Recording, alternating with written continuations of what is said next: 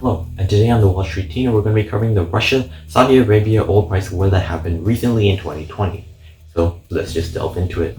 So OPEC, or the Organization of Petroleum Exporting Countries, is a group of oil-producing countries that have come together to keep the oil market efficient at the prices they need it at.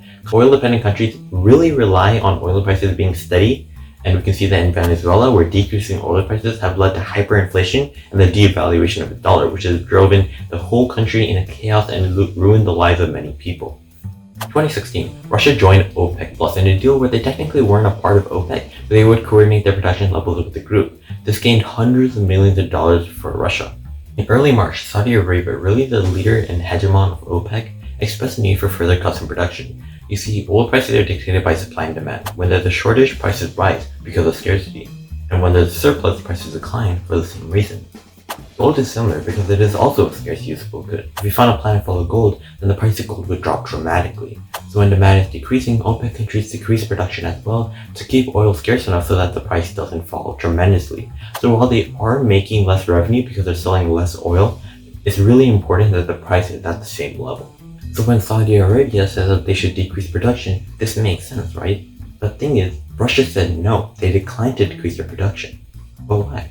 Well, there are multiple reasons why Russia could have done this. One reason could be that their oil wells aren't as flexible. You see, Russian oil wells are not as flexible as Saudi Arabia's. They can't just turn them off on a day-to-day basis on a whim. Russia would actually lose a lot of their oil wells and their oil fields if they actually turned them off, possibly forever. So while Saudi Arabia could have gotten away with it, Russia couldn't. The second reason could be because people influenced Putin into thinking he was losing revenue by decreasing production. But the thing is, the point is to keep at the high price. I'm not really sure about that one. The third could be the US fracking industry, which produces shale oil. Shale oil is a substitute good to crude oil, which is what many OPEC countries produce. You see, the thing is, fracking is very expensive. When oil prices are low, fracking companies do not make enough revenue to justify the high cost. The thing is, Saudi Arabia has been propping up oil prices and allowing fracking companies to continue making profit. Russia doesn't want this, however.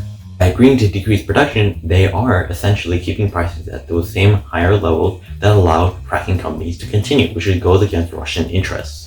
And finally, the fourth reason could be that Russia just wanted more market share. They thought that it would be better to compete with Riyadh, which is the capital of Saudi Arabia, rather than cooperate with them. When Saudi and Russian officials didn't meet an agreement, something surprising happened. Saudi Arabia responded by flooding the market with over 2 million barrels of oil. Oil prices decreased by 30%, down $11 to $35 a barrel, and the Russian ruble lost 10% of its value compared to the US dollar. Russia probably expected Saudi Arabia to fold first, since the Saudi budget expected oil to be at a higher price than what the Russians expected it to be at, or really required it to be at.